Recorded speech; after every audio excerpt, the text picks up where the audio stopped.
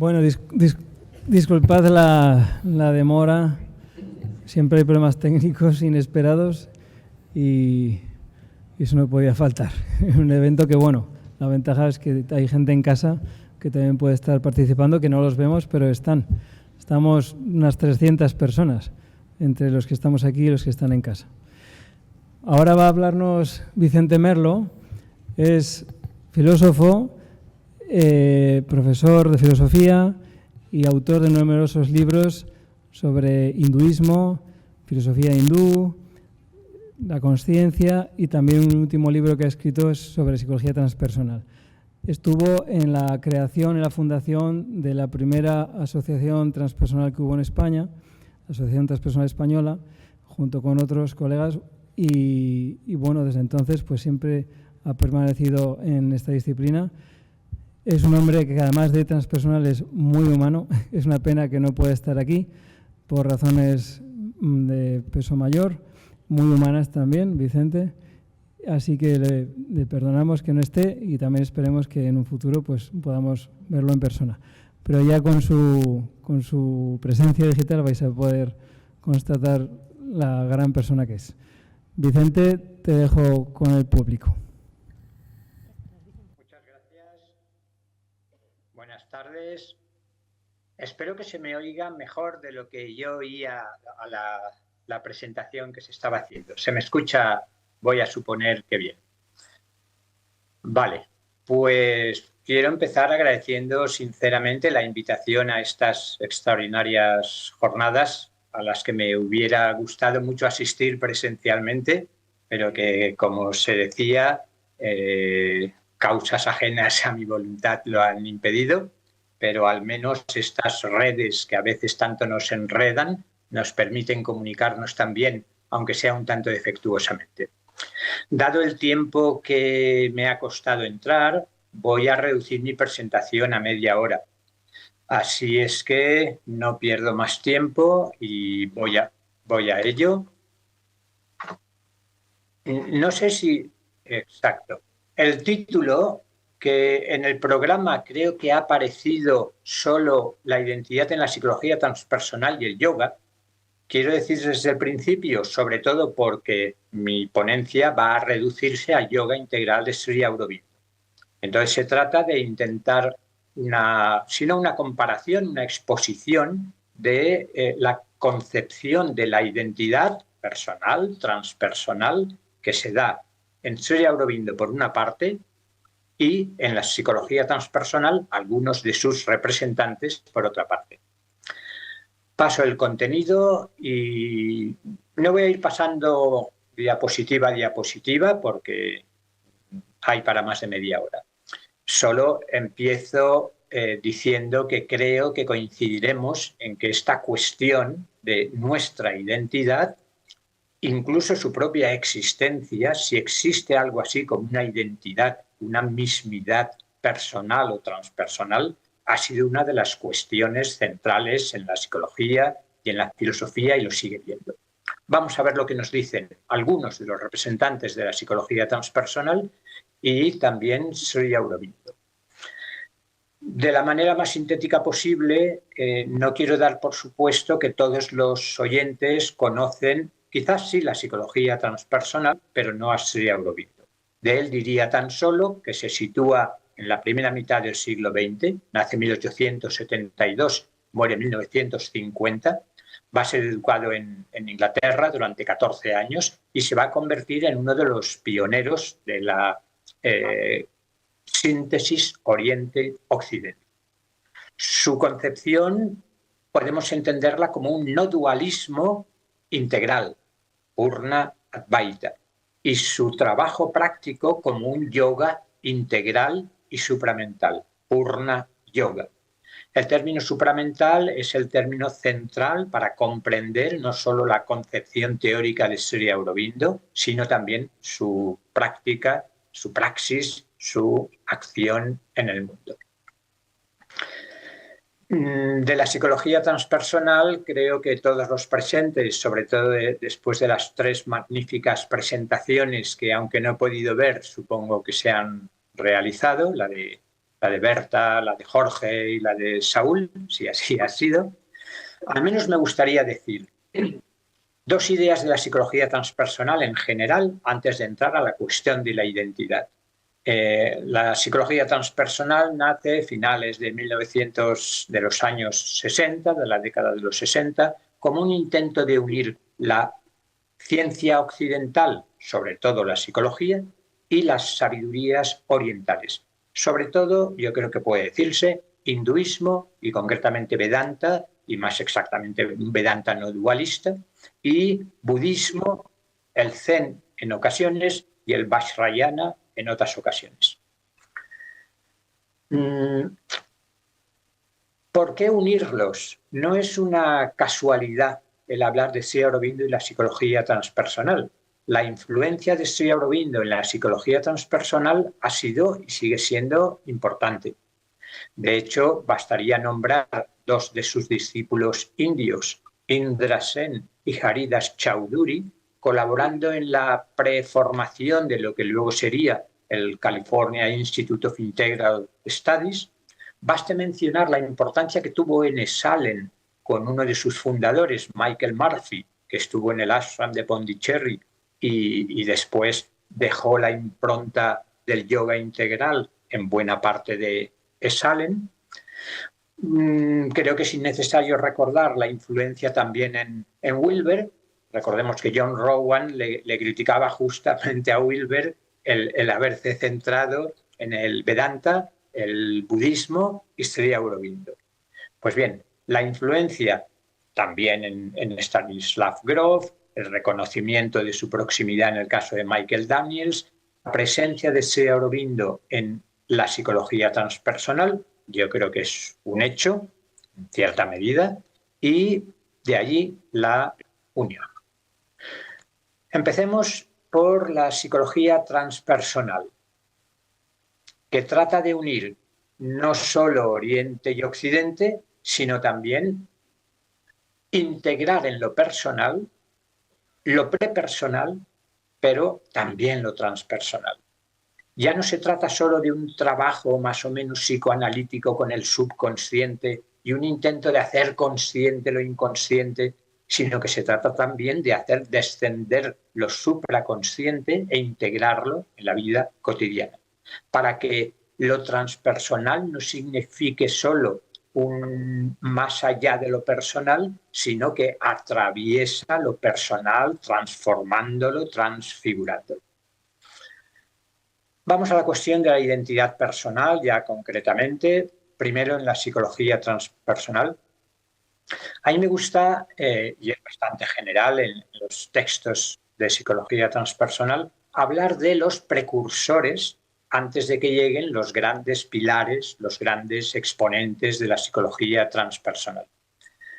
Y entre ellos, centrándonos en la cuestión de la identidad personal, recordaría la importancia de Richard Bucke con su obra en 2 volúmenes, al menos en castellano, sobre conciencia cósmica. Tenemos un ejemplo de esos estados de conciencia ampliados, expandidos, que nos llevan más allá del ego, justamente. Richard Bucke descubre, como otros muchos, que su identidad no termina en su identidad psicológica egoica, con la que se identificaba hasta el momento, sino que de repente percibe que su verdadera identidad es lo que podemos llamar conciencia cósmica. Después de Richard Bucke podríamos mencionar a William James, igualmente influyente, quien habla también de un yo espiritual, de un yo superior, de donde procederían las distintas variedades de las experiencias religiosas, por recordar el título de su obra tan importante. Frederick Myers. William James era muy amigo de Frederick Myers, uno de los fundadores de la Sociedad para el Estudio de la Investigación Psíquica, y Myers hablaba también de un yo subliminal. Veremos que este término es recogido en Sri Aurobindo. En cualquier caso, si saltamos, y es el último que recojo, a Roberto Assagioli, quizás podemos revisar muy brevemente el diagrama, el esquema oval que presentaba, y vemos cómo El 1 correspondería al inconsciente inferior. Assagioli, creador de la psicosíntesis, conocía bien el psicoanálisis freudiano, conocía muy bien la psicología analítica junguiana, pero termina creando su propio enfoque teórico y psicoterapéutico, que es la psicosíntesis. Distingue entre el inconsciente inferior, el inconsciente medio, número 2, y la supraconsciencia o inconsciente superior, número 3, como se ve aquí. Después vemos en el 4 el reducido campo de la conciencia, reducido, estrecho respecto a todo lo anterior, y el pequeño punto que es el 5 es el ego con el que nos identificamos habitualmente como si fuera nuestra verdadera identidad. Mientras que en el 6, arriba de ese huevo, encontramos el ser transpersonal o yo transpersonal. Assagioli es uno de los primeros de decir, Assagioli conocía bien las tradiciones orientales y dice, este yo transpersonal equivale al Atman del hinduismo. Y finalmente el 7 sería el inconsciente colectivo, herencia junguiana, digamos. Pues bien, esto muy brevemente respecto a algunos de los precursores. Indudablemente Carl Gustav Jung es otro de los grandes precursores, para algunos sin duda el más influyente en las psicologías transpersonales, y a mí me gustaría añadir el nombre de Dane Rudyard como una personalidad no solo especialmente creativa y multifacética, sino el primero en emplear con pleno rigor el término transpersonal. Recordemos que Dane Rudyard primero reactualiza la astrología con terminología junguiana y después va a crear la astrología transpersonal, con esos 3 planetas transpersonales que serían los transsaturnianos, Urano, Neptuno y Plutón. Pero de Jung y de Rudyard no decimos nada más y nos vamos a los 2 autores que había seleccionado para detenernos un poco más en su noción de identidad. Uno es Ken Wilber, como no, y otro es Al Maas. Al Maas es menos conocido, después si acaso lo presento muy brevemente, pero creo que no muchos de los transpersonalistas se enfadarán porque incluya a Al Maas en esta cuestión como transpersonal, incluso que lo presente como síntesis de trabajo psicológico profundo, serio y al mismo tiempo de maestría espiritual por su experiencia justamente con esos estados de conciencia superiores transpersonales. En Ken Wilber, centrándonos en el tema de la identidad personal, es necesario recurrir a la metáfora tan frecuentemente utilizada de la escalera y el escalador. Los distintos peldaños de esa escalera metafórica representan las distintas estructuras básicas de la conciencia o los distintos estadios del desarrollo, de la evolución de la conciencia. Mientras que el yo, o sistema del yo, como le gusta denominarlo también, es la sensación de identidad que el escalador va teniendo en cada uno de esos niveles. Ahora bien, lo que dice Wilber es que esta sensación de identidad se va transformando a medida que la conciencia evoluciona y en cada estado de conciencia, en cada nivel de conciencia, Wilber en ocasiones se remite a las Upanishads y al Vedanta Advaita y al Vedanta en general y recoge el nivel ordinario, el nivel sutil, el nivel causal y el nivel no dual. Pues bien, en cada uno de esos niveles la sensación de identidad es distinta. Cuando uno está funcionando en el nivel de conciencia ordinario, la sensación de identidad es la del ego. Cuando uno está funcionando en el nivel de conciencia sutil, corresponde al alma. Cuando está funcionando en el nivel causal, es el testigo o el espíritu.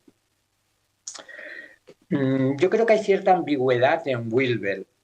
Como es sabido, la influencia principal, si puede decirse así, dentro de las múltiples influencias recibidas por Wilber, yo creo que está claro que es el budismo, primero con su práctica del Zen, y en una segunda época, tercero, cuarto y quinto Wilber, por ejemplo, el Vajrayana va pasando a un primer plano, ¿no? Concretamente el Dzogchen, y a partir de ahí, mi impresión frente a lo que dice Michael Daniels, por ejemplo, es que lo único real es el yo eterno o la vacuidad supracausal, como él en ocasiones menciona, utiliza ese término. Sin embargo, Daniels considera que no son simplemente estructuras de conciencia, sino que se trata de realidades metafísicas. Dejemos ese punto en Wilber. Yo diría, la presentación de Wilber sería, por supuesto que más allá del ego hay algo y es nuestra auténtica identidad, pero esa identidad es justamente la identidad no dual. Es decir, la versión del Vedanta Advaita tradicional frente al Vedanta integral de Sri Aurobindo, que coincide, al menos en determinadas interpretaciones, ya sé que es cuestión polémica, con una corriente importante dentro del budismo, una no dualidad para la que toda individualidad, no solo egoica, psicológica, sino también espiritual, o no existe directamente, porque todo es un proceso en constante transformación, o bien forma parte de Maya y, por tanto, en ningún caso va a ser nuestra verdadera identidad.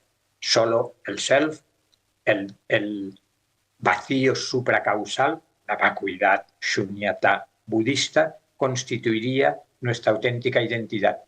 Obviamente esto supone, por las corrientes budistas que hay en la psicología transpersonal, y aquí muy bien representadas, una determinada concepción de shunyata, de la vacuidad, que obviamente no sería aceptada por muy buena parte de los budistas.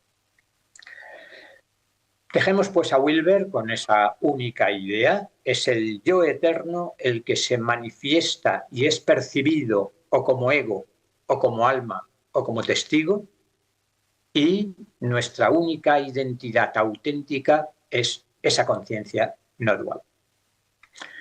Más matizaciones encontramos en Al-Mas, Hamed Ali, que decía antes que une el trabajo psicológico profundo en terapia individual y en terapia en grupo y el conocimiento de las psicologías, sobre todo de tendencias psicoanalíticas, psicología del desarrollo, psicología de las relaciones objetales.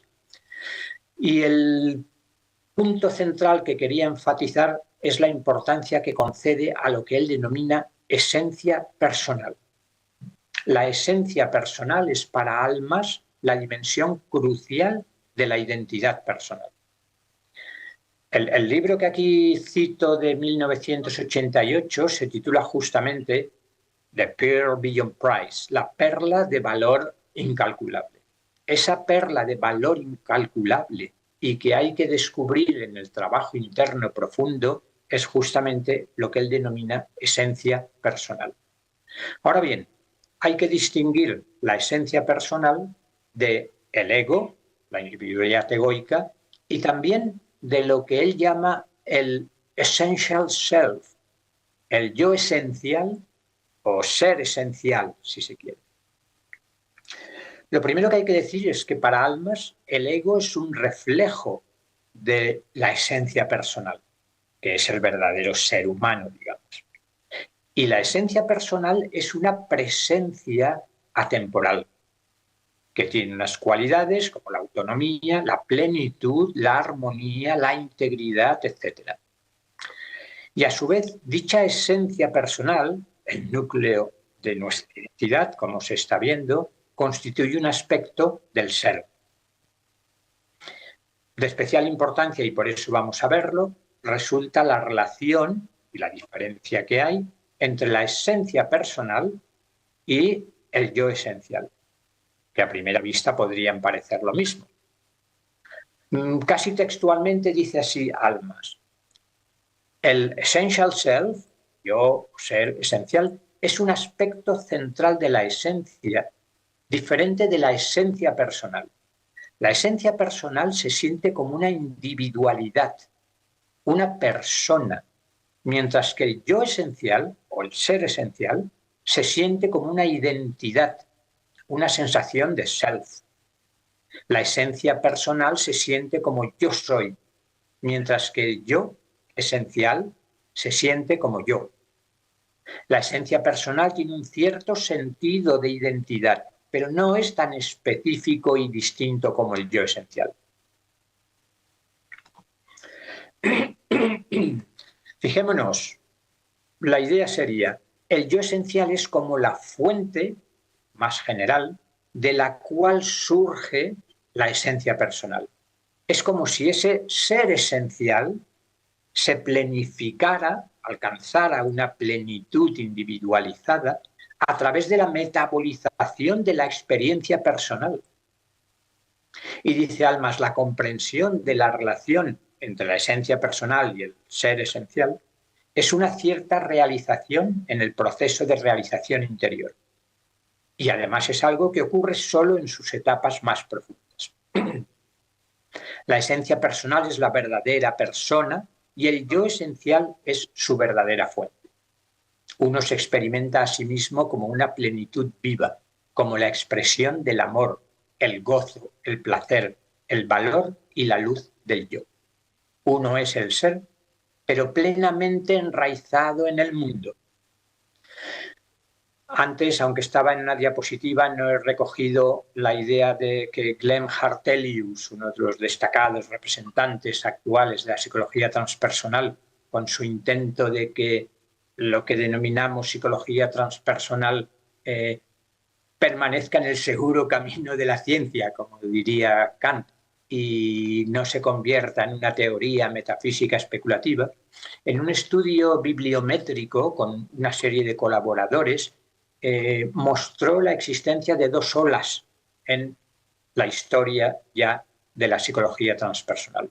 Una primera ola son los clásicos, Stanislav Grof, Ken Wilber, Michael Washburn, Charles Sturt y tantos otros, con dos características fundamentales. Una, la aceptación de la filosofía perenne, algo que supongo que Jorge se habrá encargado de comentar, aunque quizás en esta presentación en concreto, ¿no? Y dos, que lo más importante es el descubrimiento de la trascendencia, de esos estados superiores de conciencia, sea a través de la meditación, a través de sustancias enteógenas, psicodélicas, a través de la plegaria o espontáneamente.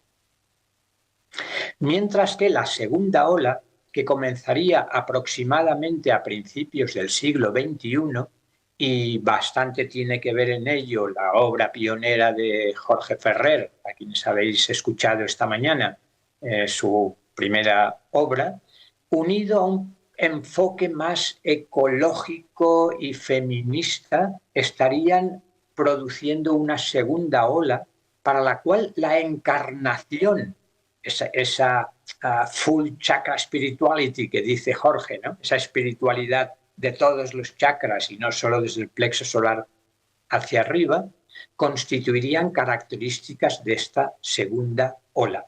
Esa es estar plenamente enraizado en el mundo, que si bien en otro sentido, Almas enfatiza aquí también. Este es un punto, la distinción entre realización y desarrollo, que quería mostrar la semejanza entre el enfoque de Almas y el de Sri Aurobindo y también el de Wilber. ¿Recordáis? El último Wilber cada vez ha ido enfatizando más la diferencia entre despertar y desarrollo. No sé si alguien lo ha desarrollado o va a hacerlo, pero muy brevemente, una cosa es el despertar, la iluminación, el descubrimiento de nuestra identidad última, y otra cosa es el desarrollo de lo que podríamos denominar las distintas inteligencias múltiples. Lo que está mostrando Wilber y tantos otros es que el despertar no implica necesariamente el desarrollo profundo de los distintos aspectos de nuestro ser, de nuestra personalidad. Pues bien, esto es lo que Almas recoge también con la idea de realización y desarrollo. Una cosa es la realización, que podríamos caracterizar como no solo el descubrimiento experiencial en una experiencia puntual, sino como el instalarse más o menos permanentemente en esa realidad central que soy. Por tanto, después de la colada, después del éxtasis, la colada. Después de la realización seguiría habiendo un trabajo importante que hacer de desarrollo que en Sri Aurobindo va a denominarse transformación, una transformación integral. Y con esto, intentando cumplir lo de limitarme a media hora para terminar a las 5:15 aproximadamente, entramos en la concepción de la identidad, en lo que normalmente se denomina el Purna Advaita, Vedanta integral de Sri Aurobindo, pero que no tengo tiempo de desarrollarlo aquí, pero hay una importante corriente que trata de mostrar la existencia de un linaje específico que partiría de Sri Ramakrishna, sería continuado por Swami Vivekananda y casi adquiriría una consumación importante en Sri Aurobindo. Y como en el caso de los tres es la noción de viñana la que destaca de manera muy importante, que en el Sri Aurobindo corresponde a la conciencia supramental, pues proponen denominar, como hace Swami Medananda, por ejemplo, este linaje como Viñana Advaita Vedanta. ¿Cómo resumir en los 7 minutos que quiero dedicarles solo? Pues de la siguiente manera. Yo diría que la psicología de Sri Aurobindo distingue los siguientes tipos de identidad, por resumir al máximo. Me gustaría hablar primero de una identidad psicológica. Identidad psicológica que tiene su centro coordinador, como bien sabemos, en ese constructo psicológico que denominamos el ego. Y como la naturaleza, la estructura y la dinámica del ego ha sido y está siendo suficientemente estudiada en las psicologías de las relaciones objetales, la psicología del desarrollo, la psicología del self, no me detengo más en ello, solo para decir la identidad de la inmensa mayoría de los seres humanos no es otra cosa para ellos que su identidad egoica. Pero esta identidad egoica, que quizás no es en sentido estricto identidad, no es una mismidad, algo que permanezca siendo siempre lo mismo. No hay un sujeto real que no varíe. Sin embargo, es con eso con lo que nos identificamos. Quizás el ego puede concebirse, como se hace en ocasiones, como una estructura dinámica. Es una estructura que está en un constante proceso de transformación y que, si bien es cierto que se caracteriza en cada momento determinado de nuestra biografía por unos patrones cognitivos, por unos patrones afectivos y por unos patrones conductuales, no cabría hablar de verdadera identidad. Segundo nivel de nuestra identidad, que integra lo que podemos llamar identidad anímica. Aquí hay otra de las diferencias entre el enfoque de Sri Aurobindo y el enfoque del Vedanta Advaita más tradicional, ejemplificado en Shankara y en Ramana Maharshi y en Nisargadatta Maharaj y en tantos otros. Para este Advaita, más allá del ego, claro que hay algo, pero lo que hay es, como decíamos anteriormente, la conciencia no dual. Y punto, nada más.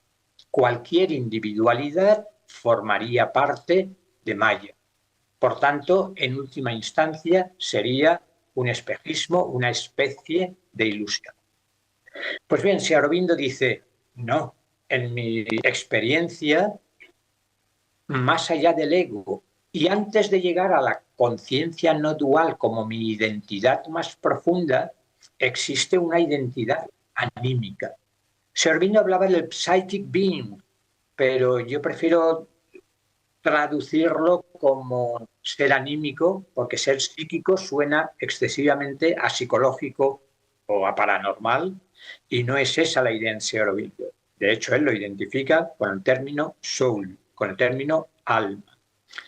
En el yoga integral, la primera iniciación, podríamos decir, consistiría justamente en descubrir más allá del ego, nuestra identidad psicológica, descubrir nuestra identidad anímica, el ser álmico que soy desde siempre y para siempre, y que es ese sujeto autoconsciente que constituye el hilo dorado en el cual se ensartan las distintas perlas de ese collar que forman nuestras múltiples vidas anteriores y quizás posteriores.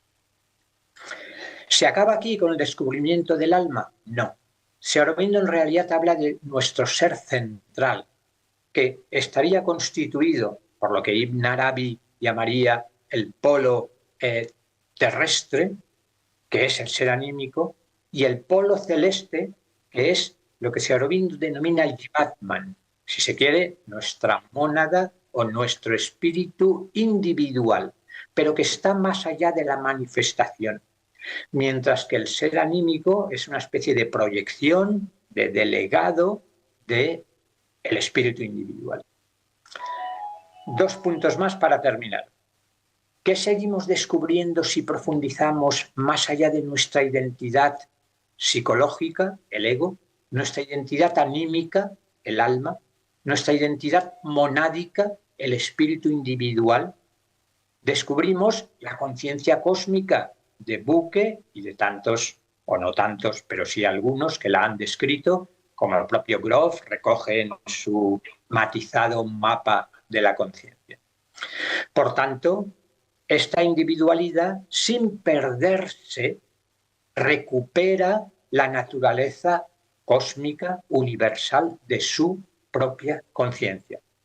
Y ya para terminar, el último descubrimiento de nuestra identidad más profunda, la identidad suprema, sería nuestra identidad no dual.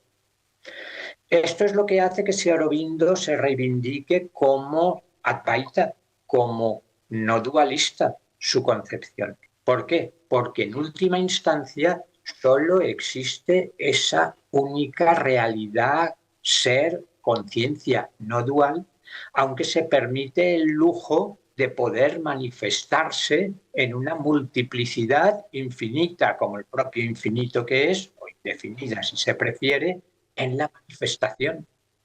Por tanto, y con esto termino, para cumplir lo que decíamos, Sri Aurobindo, el yoga integral, el Vijnana Advaita Vedanta, diría: la profundidad del ser humano es tal que tras la identidad egoica descubrimos la identidad anímica, la identidad espiritual individual monádica, la identidad cósmica universal de nuestra conciencia y finalmente, o en primer lugar más bien, la conciencia no dual, que en Sri Aurobindo correspondería o a la noción de Brahman, las versiones más impersonalistas, o del Purushottama en la Bhagavad Gita, en una concepción más personalista.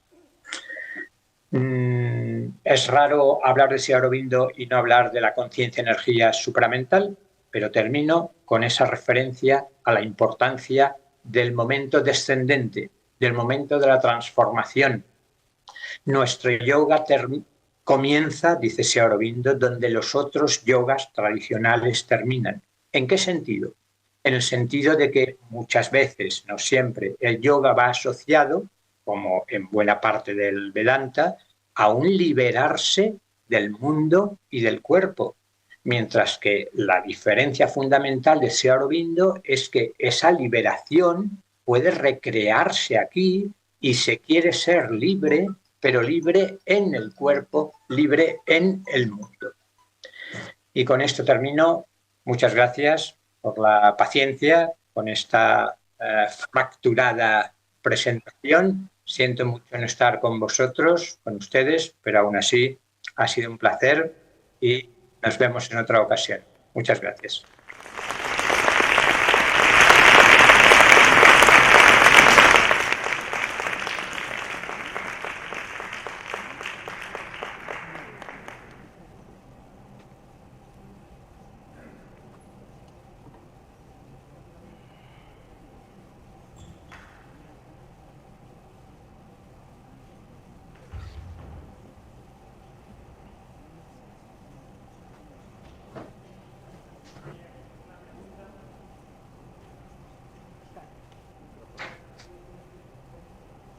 Escucho perfectamente. No sabía si se daba por terminado, si ya me había desconectado de la fuente. Sí. Todavía. Aquí seguimos, te concedemos todavía unos minutos, a ver si tenemos alguna pregunta del público o algo que queráis referir o comentar sobre la presentación de Vicente. Magnífica como siempre, gracias. Si no hay Por allí pregunta, una amenaza. persona. Dime. Sí, sí. Bueno, como no hay nadie con el micro ahora, sí, házmela así fácil y yo se la transcribo, se la digo.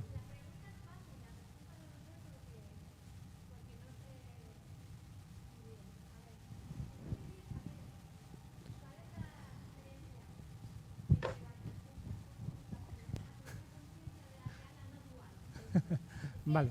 Ese trozo ahí. Vale. Bueno, creo que me habéis oído, ¿no? Sí. He gritado. Mira, a ver si se lo digo bien. ¿Cuál es la diferencia, Vicente, Sí. entre la conciencia cósmica no dual? No, bueno, sí, la No, conciencia entre la cósmica universal entre la conciencia cósmica universal y esa conciencia no dual de la que he hablado después. y esa conciencia no dual de la que has hablado después. Venga, a ver qué nos dices. Sí. Yo distinguiría la fuente y el origen de toda la manifestación es una realidad, es el misterio inefable, trascendente. Esa es la realidad última, la realidad primera, el infinito trascendente. Ahora bien, quizás desde siempre comienza un proceso de manifestación. Esa manifestación que da origen al cosmos está soportada por la conciencia universal, por la conciencia cósmica. Pero es ya una expresión de aquello que trasciende todos nuestros conceptos y todas nuestras realidades conocidas. Que no podemos conocerlo, pero podemos serlo, podríamos decir. Podemos serlo mediante un conocimiento por identidad, terminología que curiosamente utiliza muy abundantemente Sri Aurobindo y también Almás en algunas ocasiones. Conocimiento por identidad significa que frente al conocimiento mental, que es un conocimiento representativo, me represento cómo es la realidad, el conocimiento por identidad es un conocimiento de aquello que soy, es un conocimiento directo, inmediato. Por tanto, realidad trascendente, conciencia cósmica. Y todavía habría que distinguir la conciencia supramental, pero creo que no es el momento. Por tanto, no sé si está suficientemente respondida, pero dejaría esa distinción entre lo trascendente y la misma trascendencia que pasa a ser también, no solo inmanente en todo lo que existe. Muy bien. ¿Alguien más? ¿Alguna otra pregunta o cuestión?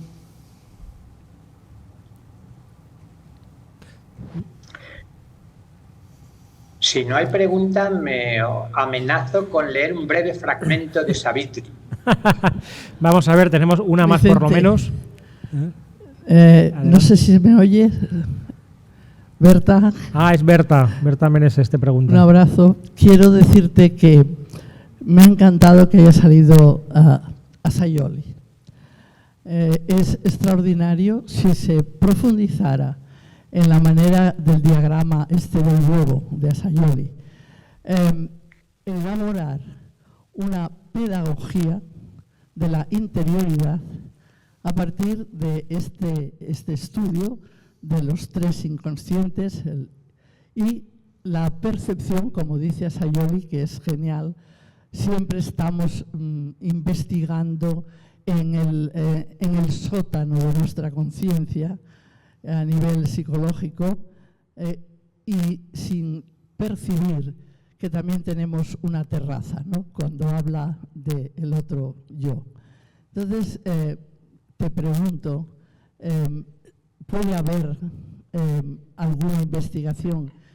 Yo conozco una tesis doctoral de un italiano, pero no he conocido, y te lo pregunto, si existe esa investigación en que este diagrama tenga una aplicación en el ámbito de la pedagogía y de la educación en la espiritualidad interior, o sea, en la interioridad a nivel trascendente espiritual. ¿Me has entendido? Es que me parecía que lo estaba escuchando a lo mejor, pero creo que no he escuchado nada, ¿no? ¿No has enterado, Vicente? No, Berta, quería decirte, primero muchas gracias por tus palabras, pero que ni con la atención más plena ni con el heartfulness más compasivo he sido capaz de entender nada. Espero que Rafa nos haga un resumen. Rafa está despertando de la siesta, vamos a ver cómo... ¿Qué le decimos, Berta? Bueno, pues claro, el resumen es Assagioli y la pedagogía de la interioridad. Es vale. Lo más resumido. Sí, que sí. Todo lo que le he explicado no hace falta, o sea, ya se lo sabe. A ver si puedes hacernos un comentario a la pedagogía de la interioridad en Assagioli, ¿no? Basado en esa imagen del huevo no tan conocido que nos has puesto antes, y cómo de ahí podemos tener una pedagogía en la que no estamos nada más como que en el cubo de basura del inconsciente, como ha sido considerado por otros autores, sino que también hay una terraza donde podemos tener vistas a lo de arriba, a lo supraconsciente o a lo celeste, ¿no? Algo así. Muy bien. ¿Sí? Me lo he inventado un poco, pero venga, a ver. Sí. Vale, respecto a esto, muy brevemente, yo diría dos cosas. Una, cómo me ha llamado la atención siempre la importancia concebida por Assagioli a la voluntad, algo que no solía ser muy frecuente en esas épocas. Y lo segundo, y más importante respecto al planteamiento de Berta, ese proceso de desidentificación. Assagioli insistió mucho en ese ir aceptando, reconociendo el cuerpo, que el cuerpo es mío, pero yo no soy mi cuerpo. Sé que esto puede ser polémico para algunos, pero estamos representando el enfoque de Assagioli. Lo mismo con las emociones. Atención plena a las emociones, pero el sujeto, el testigo, el observador, se da cuenta de que él está más allá de las emociones. Por tanto, reconocimiento, pero identificación. Y lo mismo con los procesos mentales. Esto ya es casi un lugar común, pero yo creo que sería también la manera que Assagioli indicaría para, a partir de esa desidentificación de cuerpo, emociones y procesos mentales, intelectuales, la conciencia va acostumbrándose primero a mirar hacia adentro y va ampliando el campo de su conciencia. De manera que, resumiéndolo, proceso de desidentificación y reconocimiento de identidades cada vez más profundas. Yo creo que esto sería incluso una práctica que buena parte de los transpersonalistas aceptarían.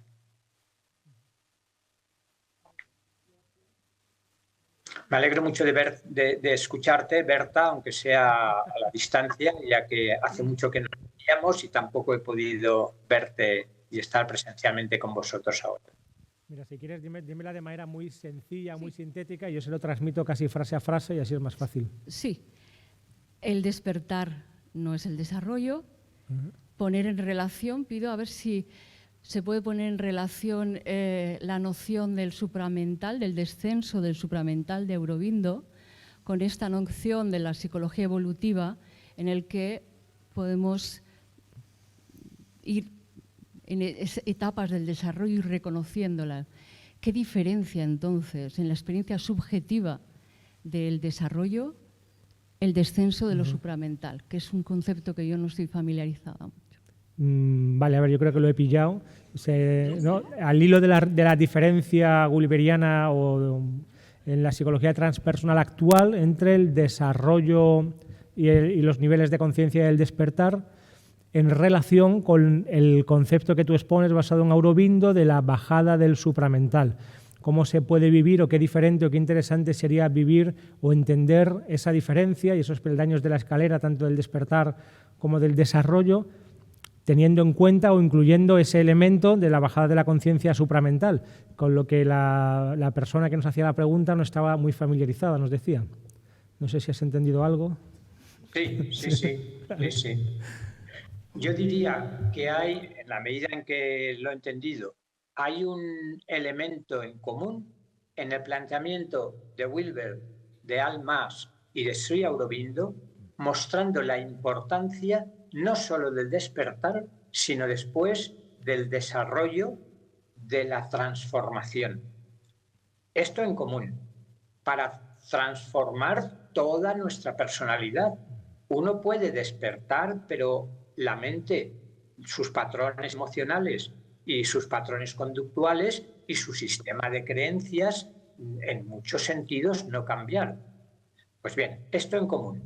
Lo específico de Sri Aurobindo sería que apela o que da testimonio de una nueva manera, un nuevo modo de la realidad.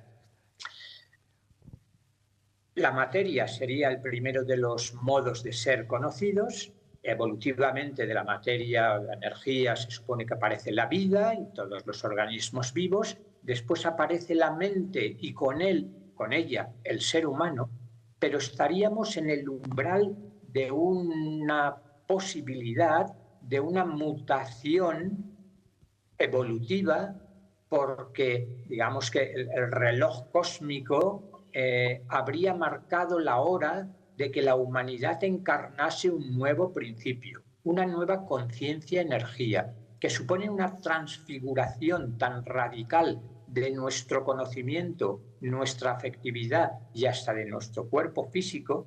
Es como si una nueva luz, la luz supramental, un nuevo poder, el poder supramental, el amor supramental, descendiera transformándonos de una manera inimaginable, impensable. Por tanto, daría lugar, según Sri Aurobindo, incluso a una nueva especie, justamente una especie no de seres mentales, sino de seres supramentales, que él denominaba también seres gnósticos, porque Vijnana, la conciencia supramental, es justamente la verdadera gnosis en el sentido de la sabiduría divina. Por tanto, sería sintonizar, abrirnos para admitir el descenso de esa nueva conciencia, energía y manera de ser. Bien, pues muchas gracias. Y para mí ha sido esencial, de hecho, esa diferencia entre despertar y desarrollo para poder entender cómo hay ciertos grupos actuales de espiritualidad donde hay claramente un acceso a una experiencia espiritual honda, profunda y verdadera, y sin embargo luego es reinterpretado desde estructuras de conciencia mítica y en ocasiones literalistas. Y esto para mí era como algo muy difícil de encajar o de digerir, hasta que gracias a como a este cuarto giro de la rueda del Dharma. ¿Y no te parece a ti, Vicente, que ahora no para de girar la rueda del Dharma, que ha girado 2 o 3 veces en 5.000 años y ahora cada autor hace 5 o 6 giros de la rueda del Dharma, ¿no? Y están acuñando un nuevo término, una teoría, y como que ahora estamos entrando en una nueva etapa de espiritualidad y esto pasa cada 2 por 3? Cada 2 por 3 no sería la idea ni de Wilber ni de Sri Aurobindo. El cuarto giro sería un giro radicalmente distinto, de nuevo con matices diferentes. En Wilber es integrar y desarrollar los distintos aspectos de nuestro ser, no solo buscar el despertar. En Sri Aurobindo sería una transformación integral supramental que lleva a una nueva manera de vivir y de conocer. Pero sería un giro que ocurre no cada 2 por 3, sino cada... Sí.